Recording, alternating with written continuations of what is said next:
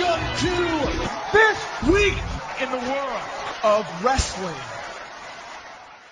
Welcome to TWitWoW, the best wrestling podcast made for wrestling fans, by wrestling fans, on the web today. I am John, alongside my co-Orton commentary Ashton, and this is our Friday night Smackdown review. And folks, I gotta tell you, I really enjoyed tonight's episode of Smackdown. I don't think we got any more matches formally announced for Battleground, but matches that we believe are going to happen there. They got some more progression. Characters in general got more progression. So I think this Smackdown definitely in some ways built upon the work that Raw did this past Monday. Ashton, what'd you think of it? Man, absolutely. And I want to add this before we continue. What a lot of people need to realize is that John and my sleep schedules have been getting closer and closer to that of a senior citizen lately, which is why Monday Night Raw and NXT, we ended up recording the morning after rather than the night of, because we were both just dead tired and had to go to sleep after the shows were over. Tonight, I personally am still relatively tired, but SmackDown was so good, it got me so energized that I'm ready to record, and we are doing it now because SmackDown was a lot of fun tonight. Absolutely. With that glowing review out of the way, let's get right into our first segment, Heat of the Night. I'm going to get one nitpick I had out of the way, Ashton, because I was teeter-tottering the whole SmackDown whether I wanted to make this a Heat of the Night or not. Go for it. I really enjoyed the brawling segment between Cesaro and Big E.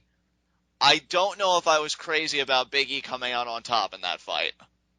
I really liked how Cesaro laid out Kingston on Monday, and I was kind of hoping that would become a trend leading into Battleground, because I know a lot of people are considering Cesaro the favorite, and right now, like, he is working with those mid-card guys, and I know that they're high on him, so I'm not worried about his push being, demoted or him losing momentum.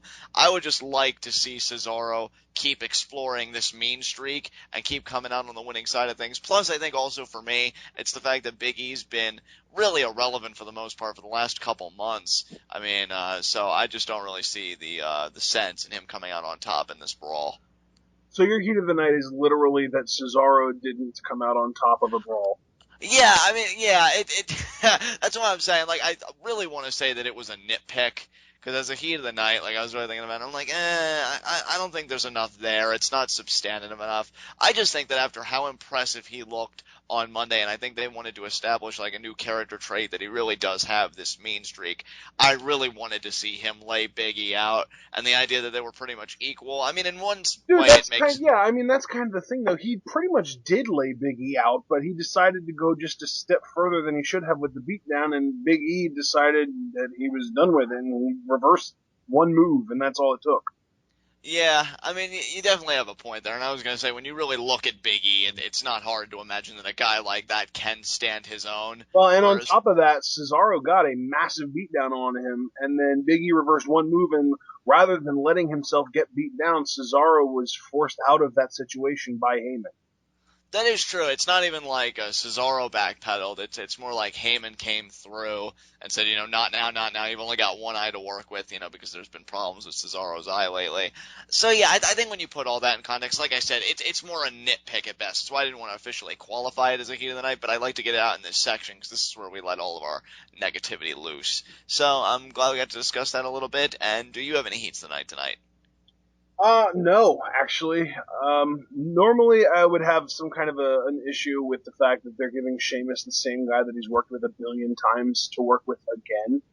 But, the match wasn't bad by any means, and he hasn't worked with Del Rio in a while, so it's not like they're being repetitive as far as recency bias goes. So yeah, I don't really have any legitimate complaints. I mean, if we're talking legitimate complaints, the fact that Eva Marie was on my television at all is a problem in its own right, but we don't allow ourselves to have Heats of the Night during Divas segments, so that's not even allowed.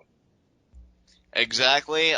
With that said, I guess let's transition right into our Friday Night Smackdown review.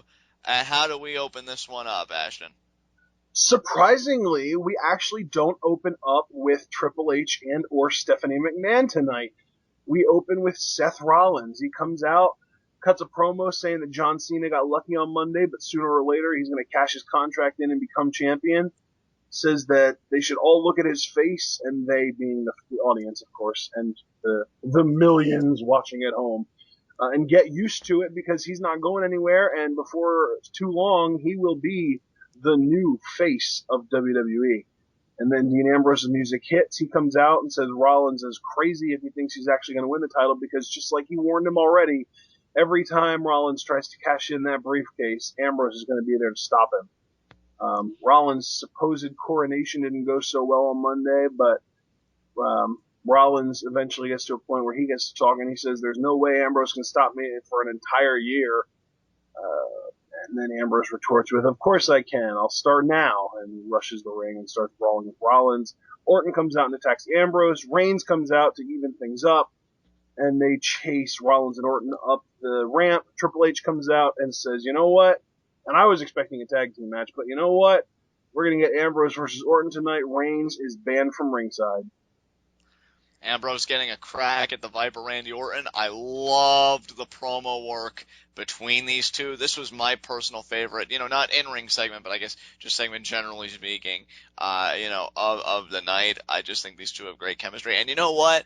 Them kind of going back and forth debating whether Ambrose would be able to do this for a full year or not actually made me want them to do it. I'm not going to lie. I think it would be awesome if we had this ongoing story of every time Seth Rollins comes close to glory, Dean Ambrose just makes the save, so to speak, on the part of the WWE Universe and thwarts his attempt. And the thing is, you wouldn't have to have Seth Rollins do a cash-in attempt every week. Maybe there comes a point where he realizes, hey, Dean is always going to stop me. Maybe he waits a few months, tries to make people forget that he even has this briefcase, and then he tries at some random event, but Dean's there again, and we just continue this whole thing. I think if they could find a way to creatively pull that off, I mean, this Dean Ambrose-Seth Rollins feud could really reach a point of just personal hatred and things like that I don't recall seeing since the days of Triple H and Shawn Michaels beating the crap out of each other. Another option would be for them to put the briefcase on the line in a match with Ambrose. And you and I both believe that is where this feud is going. And like you personally said, you could see two transfers. You could see, hypothetically, Dean Ambrose winning the briefcase at Battleground, but then Seth winning it back at SummerSlam. Anything to keep the brief. Or, I mean, I could even see it kind of getting dragged out even further than that, where Ambrose wins it at the Big Four pay-per-view, he wins it at SummerSlam, and then Rollins wins it back at a less important pay-per-view afterwards, like, say, I don't know, Night of Champions. Right. I could see what you're saying. What I really like about this is, even if he had transfers of briefcases, then maybe Dean would start cashing in with the time that he has it, because he knows the authority is breathing down his neck, and Seth does to Dean what Dean's done to Seth, and these guys are just constantly sticking it to each other. And they could really play with that too, because Dean is a babyface, and babyfaces always somehow manage to get the upper hand even when they get ambushed, so Rollins would come out and Ambrose would clock him with the briefcase, and it would look like he's about to cash in, and the next thing you know, Orton would come out. Because they have that constant cavalry. And maybe that's how they do Bad News Barrett's return in 4 months or whatever. Ambrose has the briefcase and he cashes, or he goes to cash in, and Rollins comes down, clocks him with the briefcase. Orton comes down, tosses him out of the ring. He's getting ready to cash in, Next thing you know, God save our queen hits, and everyone freaks out.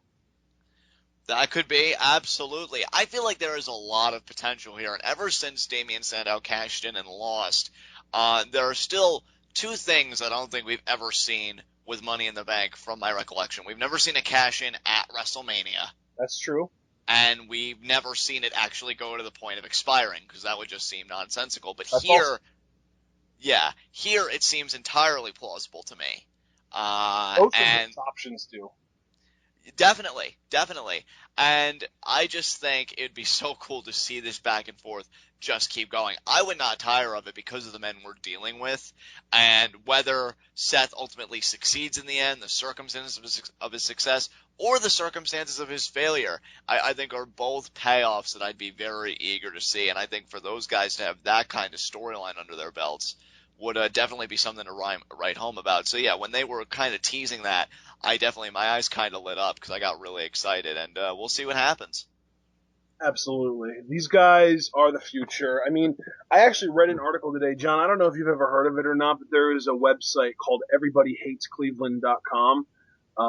And there was an article on there today called "Is Dean Ambrose the Next Big Thing?" And Really? it basically kind of assigned roles to a few guys, basically saying that they could see Dean Ambrose and Roman Reigns being this generation's Austin and Rock, with Rollins kind of filling that HBK role and Bray Wyatt having the supernatural Undertaker role. Right. Yeah, no, it all fits. I've heard people say the exact same thing. You know, Bray is the next Undertaker. This, that, and the other. I've heard Seth compared to Shawn Michaels at times by some people.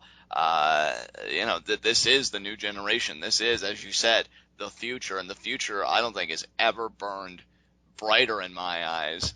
And the fact that Dean has been such a great babyface, and you and I know full well he can be a more than capable heel, just tells me I think he's going to have a very decorated career.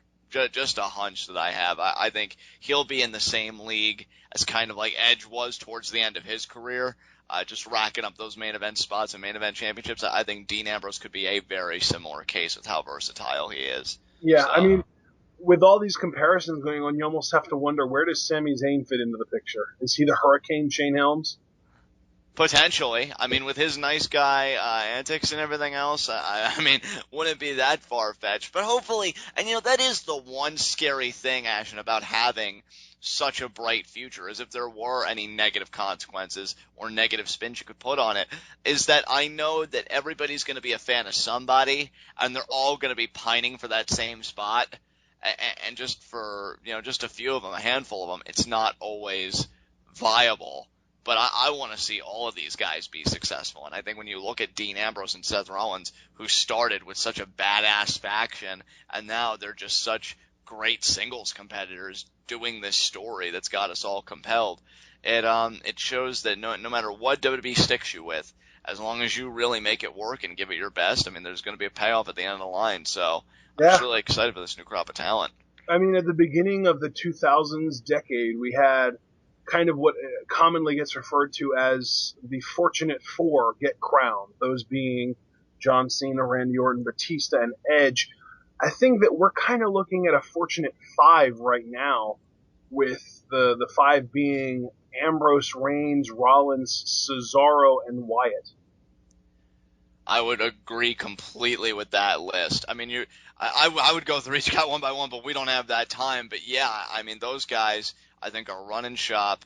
Dean Ambrose is killing it. Rollins has got the briefcase waiting in the wings, and what Ambrose has got waiting for him later in the night is one Viper coiled and ready to strike. So we'll see how that all plays out.